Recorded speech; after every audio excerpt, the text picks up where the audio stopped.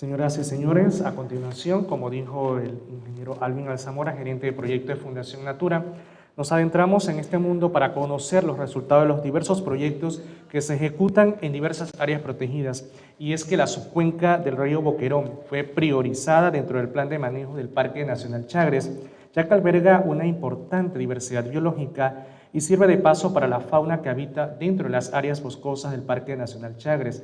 También brinda bienes y servicios ambientales a los habitantes de las comunidades de Santa Librada, Boquerón Arriba, Boquerón Abajo y Quebrada Peluca. La subcuenca del río Boquerón es de gran importancia para la cuenca hidrográfica del Canal de Panamá, ya que este río constituye uno de los principales afluentes para el Canal de Panamá. Es uno de los tributarios del embalse del lago Alajuela, que actúa como embalse secundario para regular el nivel del embalse del lago Gatún y controlar las diversas crecidas del río Chagres. A continuación, cedemos el espacio y la oportunidad a la licenciada Isis Pinto de la Fundación de Parques Nacionales y Medio Ambiente, Fundación Panamá, para la presentación de los resultados del proyecto Fincas Integrales para el Fortalecimiento Comunal y Conservación de la Biodiversidad en la subcuenca del río Boquerón, cuenca hidrográfica del Canal de Panamá. Buenos días, me voy a hacer por acá adelante para que me vean.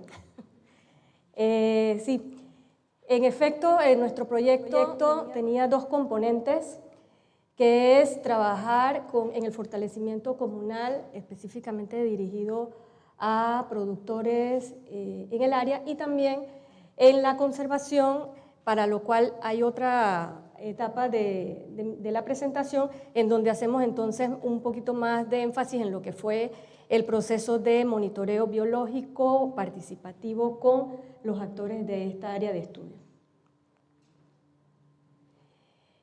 La importancia del proyecto, bueno, uno de los ríos, la subcuenca del río Boquerón es uno de los ríos que mayor aporte de agua hace para el Canal de Panamá, siendo uno de los tributarios del embalse Alajuela, y también actúa como regulador del lago Gatún, controlando las crecidas del río Chagres.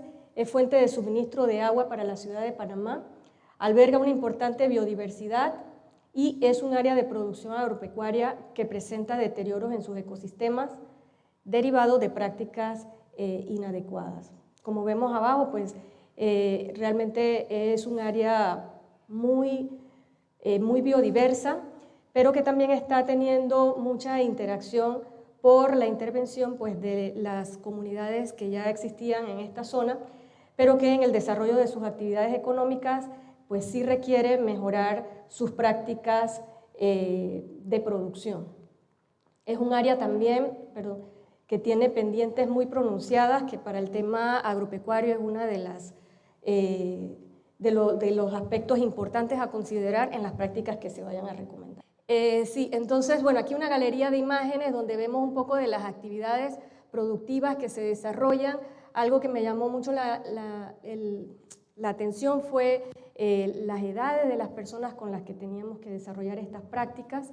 En su mayoría son personas de edad avanzada, sus hijos, pues algunos han salido del área, por lo tanto la disponibilidad de mano de obra no es tan usual como en otras zonas del país. Hay un relevo generacional también que fue forzado, bueno, desde el conocimiento que tuvimos en el tiempo del proyecto, que fue 12 meses, ¿no? Luego hay otros proyectos que tendrán otro tipo de experiencia, pero nosotros implementamos este proyecto en el 2020, entonces estábamos ahí con el tema de la pandemia, y sí observamos personas o trabajamos con personas que desarrollaban actividades acá en la capital, en la construcción, otros eran conductores, etcétera, y fueron forzados por la pandemia a regresar a trabajar las tierras con sus padres. Entonces, digamos que algunos pudieran ser temporales, mano de obra temporal o productores temporales, y otros pues sí estaban ya establecidos o con una visión más de largo plazo. El área, bueno, este es un mapa en amarillo, pueden ver las fincas con las que trabajamos el proyecto, pues que fueron seleccionadas para trabajar el proyecto. Esta subcuenca está dentro del Parque Nacional Chagres y está dividida por estudios previos pues, en cuenca alta, media y baja. Los objetivos el objetivo general, reducir las presiones sobre la biodiversidad en la subcuenca del río Boquerón.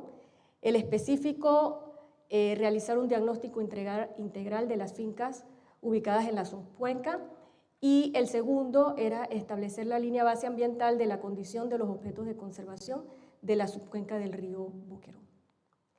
Beneficiarios, pues para cada uno de los objetivos específicos tenemos beneficiarios directos de los planes de finca, 8 hombres, 3 mujeres. Beneficiarios indirectos, tomamos en consideración las familias que conforman pues cada uno de estos productores. En cuanto a los beneficiarios para los monitoreos biológicos que participaron directamente, 2 hombres y 5 mujeres, y beneficiarios indirectos, pues tomamos a toda la población porque realmente esta biodiversidad también cumple un rol importante dentro del bienestar de estas personas. Entre los productos principales planificados, pues el primero era realizar el diagnóstico de la situación actual de las fincas. Se realizaron 13 diagnósticos de fincas. El segundo producto fue elaborar e implementar 15 planes de manejo de fincas. Logramos elaborar 11 planes de manejo de finca, en el camino algunos declinaron por situaciones personales. El tercer producto era capacitar a los productores beneficiarios en las buenas prácticas identificadas. Se realizaron 3 capacitaciones y un intercambio de experiencia. Y el cuarto producto era el establecimiento de la línea base ambiental de la condición de los objetos de conservación. Se hizo un primer año de evaluación del estado de los 5 objetos de conservación durante la temporada seca y lluviosa. Más adelante vamos a entrar en el detalle. ¿Qué actividades implicó entonces el fortalecimiento comunal o directamente el trabajo con los productores de finca? Bueno, iniciamos con un volanteo porque pues, no se tenía una base de datos del área. Entonces, bueno, ¿cómo identificamos con qué productores podemos trabajar? Entonces se hizo elaboró una volante, se pusieron los datos del técnico de campo y se distribuyó, y eso vamos a ver más adelante el impacto que tuvo. Se hizo una presentación del proyecto, se realizó el diagnóstico de los planes de finca, se dieron las capacitaciones, apoyó en una inversión inicial de lo que consideraba el plan de finca y se hizo un acompañamiento también inicial en ese proceso de inversión. El volanteo, bueno, pusimos una volante que no identificara ninguna organización ni demás, solamente pues si estaba interesado y le poníamos allí los requerimientos o el enfoque que tendría el proyecto, e inmediatamente pues las personas comenzaron a llamar, algunos estaban dentro de sus expectativas, otros decían, no, yo pensaría en un proyecto que fuera más de inversión, no pensaba que era un proyecto de tipo de conservación, y entonces ahí se fueron filtrando y llegamos a seleccionar 14 productores. Se hizo la presentación del proyecto en la parte media y la baja de la cuenca. Luego entramos a la fase diagnóstica, pues con los productores que habían ya confirmado que en efecto querían ser parte del proyecto. Se hicieron recorridos en campo, se hicieron visitas también a las entidades públicas que estaban directamente relacionadas con la temática, como es el MIDA y el Ministerio de Ambiente. Y luego que terminamos la fase diagnóstica, entonces elaboramos un pequeño acuerdo entre el productor y la finca para asegurarnos pues, de que esto era un compromiso, ¿no? Que en el camino nos iban a dejar el proyecto así nomás porque se estaba haciendo una inversión y esto era un proyecto con bastante seriedad, a lo cual pues, los 11 productores estuvieron de acuerdo y entramos entonces al proceso de capacitaciones en las diferentes temáticas, tanto de conservación como de las buenas prácticas. Se hizo el intercambio de experiencia, aquí nos apoyó también el MIDA, porque una de las grandes necesidades que tienen estos productores, tienen muchas necesidades, ¿sí? Seguro todos ustedes saben cómo es la situación de los productores de pequeña escala, pero entre las necesidades está siempre el tema de cómo alimento a mis animales, específicamente el ganado. Y allí se hizo bastante énfasis también por parte nuestra de qué prácticas se podían implementar, entre esas pues la preparación de ensilado, con la cual ya el MIDA tiene una máquina que le presta a los productores, hay una pequeña formalidad, pero es bastante accesible. Entonces hicimos ese enlace con ellos y esa capacitación para que ellos pudieran, pues como grupo, eventualmente hacer esa coordinación también con el ministerio. Aquí están entonces los colegas del MIDA, con apoyo también, entiendo, de uno de los propietarios de otra finca que es más grande, que prestó el espacio, entonces para que se pudiera dar ese entrenamiento de cómo ellos debían usar esa máquina, ¿no? El productor lo que tiene que hacer es acercarse al MIDA, firmar un formulario de entrega o de préstamo de la máquina, tiene que encargarse de trasladarlo y llevarlo al área, y entonces una vez termina, pues tiene que devolverla entonces al ministerio. También trabajamos, como les mencionaba, en la implementación inicial del plan de manejo de finca. Arriba está pues una de las imágenes de cómo ellos tenían los bebederos para sus animales. Esta era una de las excepciones. La mayoría, los animales iban directamente a las fuentes naturales a tomar agua, y esto pues causaba contaminación de las aguas, porque esas quebradas van directamente a la subcuenca del río Boquerón, que como vimos en la primera lámina, la importancia que tiene para nuestro suministro de agua también.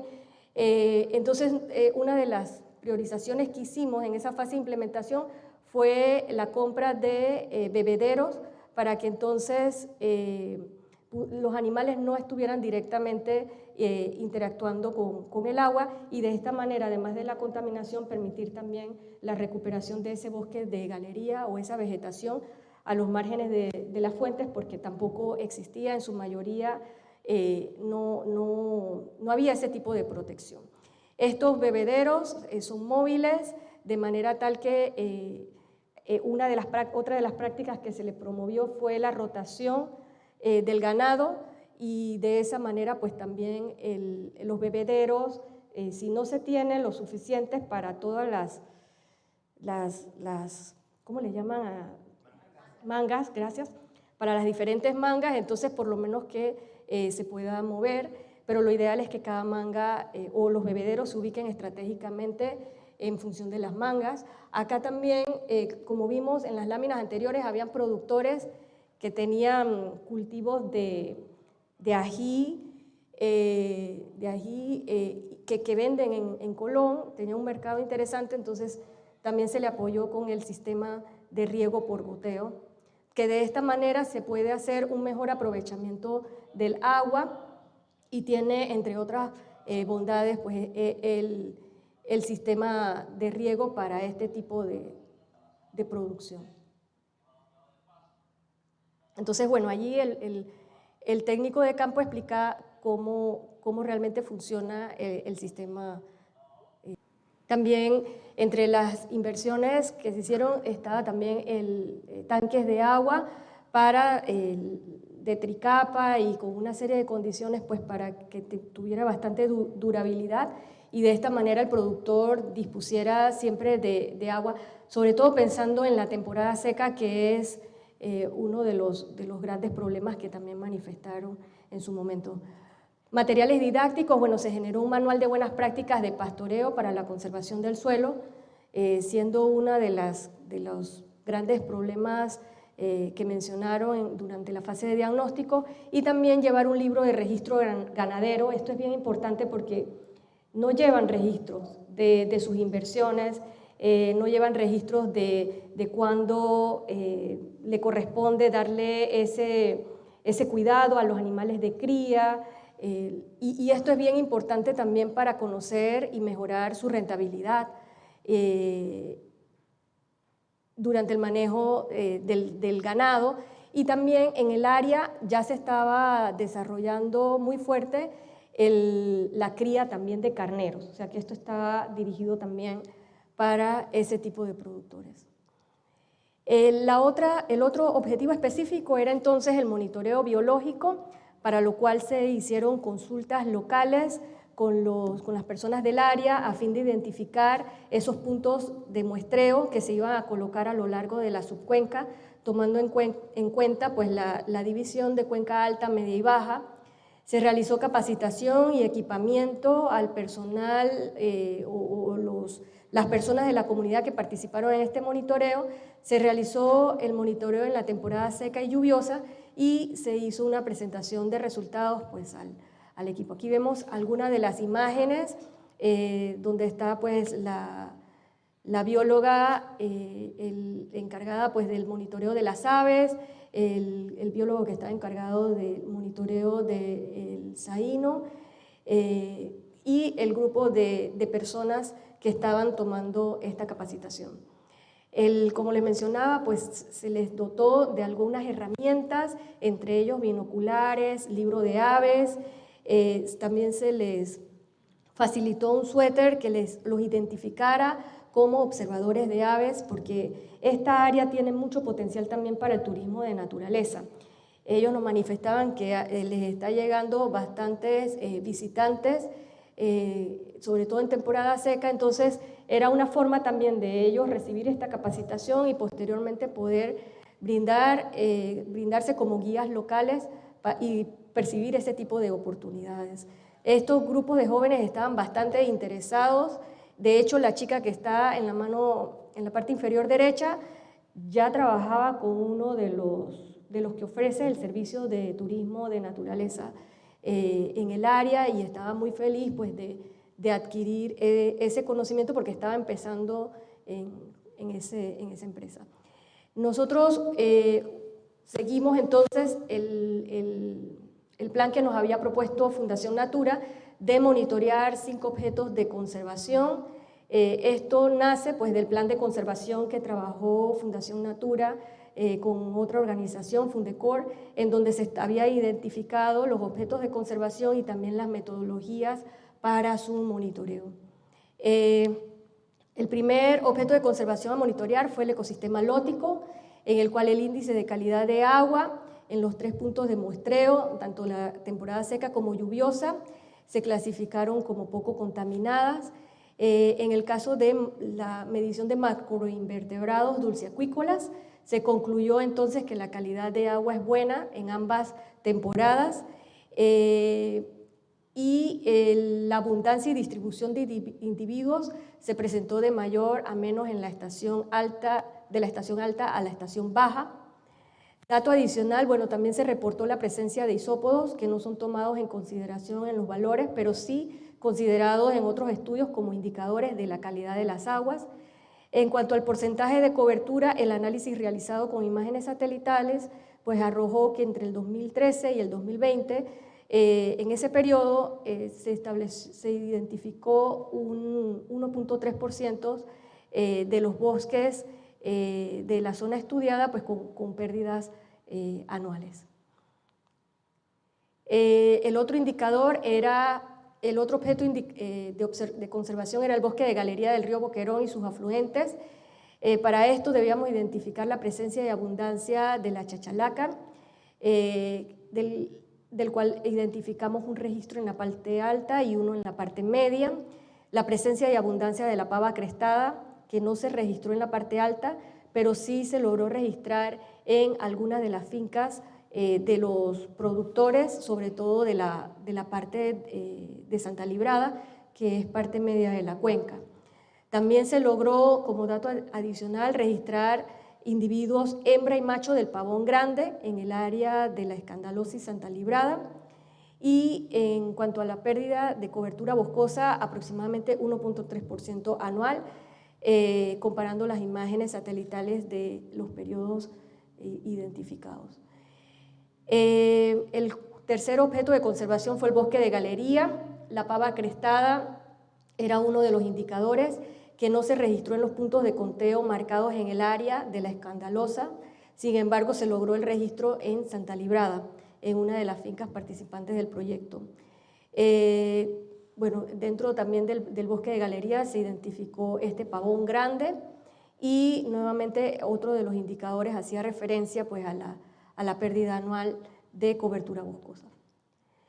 El cuarto objeto de conservación, el indicador era medir especies sensibles a la perturbación. En estos monitoreos sí se detectaron las 10 especies indicadoras a las cuales hace referencia el plan de conservación. Aquí algunas de las imágenes de esas especies encontradas. Eran 10 especies, aquí estoy presentando algunas de las imágenes. En cuanto al quinto objeto de conservación, que es las aves de importancia cinegética, se logró identificar un registro en la parte alta y en la media de la chachalaca, y en el caso del tinamú grande y la paloma piquicorta fueron las únicas especies de importancia cinegética que se registraron entonces en las 3 secciones de la subcuenca. En cuanto a si se llevaban o no registros de cacería deportiva de las especies, no se llevan registros, pero sí sabemos que se da este tipo de actividad, particularmente cuando se pudo ver cuando llevamos a medición este sexto objeto de conservación, mamíferos medianos, porque aquí se colocaron cámaras trampa, y entonces en este objeto de conservación el indicador era medir la presencia y abundancia del Peccari tayacu, el cual estuvo presente en la parte alta, a pesar de que también se registraron la presencia de jaguares y cazadores furtivos, ¿verdad? Lo cual hace precisar que la población es estable. En las cámaras trampa se lograron identificar entonces la presencia de estas especies, el puma, el jaguar, el manigordo y la taira, además de los cazadores. A raíz pues, de este trabajo se generó como material didáctico un manual de participación comunitaria. Sobre todo lo que buscábamos aquí era sensibilizar sobre la importancia de hacer observaciones en el área, de percibir cambios que se puedan presentar, porque son indicativos, muchos de ellos, pues, de cómo está la salud del ecosistema. Cambios logrados en el proyecto, bueno, se incrementó el conocimiento tanto de productores como de los que participaron en los monitoreos. Se establecieron 11 bebederos y 5 tanques de reserva de agua para el ganado y carnero. Se delimitaron 17 mangas para reducir el sobrepastoreo. Se instalaron inyector para riego por goteo. Se establecieron aproximadamente 3 kilómetros de cercas vivas. Queda una capacidad de voluntarios comunitarios capacitados tanto para el monitoreo biológico, como también hay un potencial allí para una alternativa económica de trabajar como guías locales de naturaleza. Y también hay un interés de incrementar la interacción entre productores. Cuando llegamos, los productores trabajan de alguna manera aislada, por lo menos es nuestra percepción en ese tiempo. A raíz de estas sesiones y de la docencia que se hizo, ellos quedaron con mucho interés de mantenerse unidos, porque sí pudieron percibir pues, que en la unión está la fuerza. Sobre todo lo percibieron al momento de trabajar con el MIDA y tener acceso a esta máquina. Entonces, bueno, sería muy interesante poder dar seguimiento a estas capacidades y estos intereses que quedan allí de parte de ellos, ¿no? También para todo el tema de la comercialización, si están integrados es mucho más fácil sacar el producto de esa zona. Bien, impactos del proyecto, de acuerdo a los indicadores, creo que mencioné varios de ellos, no me voy a detener acá. Lecciones aprendidas, bueno, que para el caso cuando uno llega a un territorio y necesita identificar nuevos productores, pues este trabajo de volanteos funciona bastante bien y ahorra bastante tiempo, ¿no? El promotor comunitario fue clave también, contar con una persona del área. Inicialmente no la teníamos por el tema de la pandemia. Posteriormente, cuando lo incorporamos, definitivamente contribuyó muchísimo a facilitar el trabajo en el territorio, la comunicación con los productores, con el tema de los monitores comunitarios. Para el tema también de adquisición de materiales, siendo un área bastante distante y bastante rural, pues a nosotros nos dejó una experiencia muy interesante, porque también los comercios no necesariamente estaban dispuestos a llevar el material hasta allá arriba, porque además era en pendiente. Entonces, importante para eso considerar también pues, el transporte adicional para que entonces se pueda trasladar ese equipo hacia la zona. Conclusiones, Las he ido mencionando a lo largo de la presentación. Voy a rescatar algunas. Los productores enfrentan limitaciones como poca mano de obra, poca disponibilidad de capital para invertir, falta de acceso a mercados, dificultades para acceder a préstamos bancarios por falta de títulos de propiedad o documentos que acrediten el uso de suelo, entre otros. El estado de conservación del área se encuentra en buen estado. Sin embargo, en la parte baja se observó mayor perturbación debido a las actividades humanas. La condición de calidad de agua del río Boquerón fue calificada en calidad de poco contaminada. El Pecari Tayacu fue detectado y filmado en la subcuenca durante el periodo de la investigación, lo cual es índice de la presencia de depredadores como el jaguar. Hay una que quiero destacar que no sé si la tengo acá. Parece que no la tengo acá, pero sí está allí. El tema de que durante nuestra presencia nos tocó vivir el tema de la depredación de ganado y de carneros por parte del jaguar. Nosotros allí tuvimos en contacto inmediatamente con la Fundación Panamá. La Fundación contactó entonces también a otra organización, Yaguará, que tiene que ver con el tema de mamíferos. Inmediatamente tuvimos una acción, ¿no?, para tratar de apoyar, pero cada vez que íbamos eran 8 carneros, una vaca, un ternero. La verdad, era muy triste ver cómo el productor pierde también su inversión allí, pero también era a la vez triste ver que como los actuar nuestros no son tan rápidos, la vulnerabilidad del jaguar al estar tan cerca de las fincas, ¿no? Los mismos productores nos decían, nosotros ya estamos entendiendo que es importante conservarlos, pero entonces también cómo hacemos con nuestras inversiones. Entonces, bueno, ahí es importante hacer esa interacción y ese manejo de cómo se da esa convivencia también, ¿no? Y un poquito del estudio de por qué el jaguar, teniendo presas como el pecari y otras más que vimos, que mostramos, tenía más interés también en meterse en las fincas. Dentro de las inversiones nosotros también apoyamos en medidas anti-jaguar, eso a través de la comunicación con la fundación, que es prácticamente confinar los animales en las noches con mucha iluminación y demás. Nosotros apoyamos por lo menos con lo que fue la construcción o iniciar la construcción de las casetitas donde ellos guardaran los carneros y entre otras prácticas que pudimos apoyar pues en el poco tiempo que estuvimos. Recomendaciones, casi no se lee, sorry. Creo que está ahí dentro de lo que hemos estado. El último punto quisiera rescatarlo, gestionar conjuntamente préstamos blandos por parte de los entes estatales como BDA, ISA, Banco Nacional de Panamá, bajo la condición de una reconversión a sistemas agroforestales y silvopastoriles que reduzcan el impacto ambiental. Siento que allí, no sé, pudiera haber un brazo fuerte de cómo se puede apoyar a estos productores a que puedan gestionar sus inversiones para implementar estos planes, porque ellos en este momento no son sujetos a ningún tipo de préstamos porque no tienen título de propiedad y sabemos que no porque están dentro de un área protegida. Pero entonces creo que pudiera haber una buena sinergia entre el Ministerio de Ambiente, estas entidades, con facilitación de la Fundación Natura, y creo que el impacto del trabajo que todos estamos haciendo en el área se vería mucho más fuerte y también se fortalecería mucho más al mismo productor manejando ellos sus propias inversiones, sus propios recursos. Muchísimas gracias.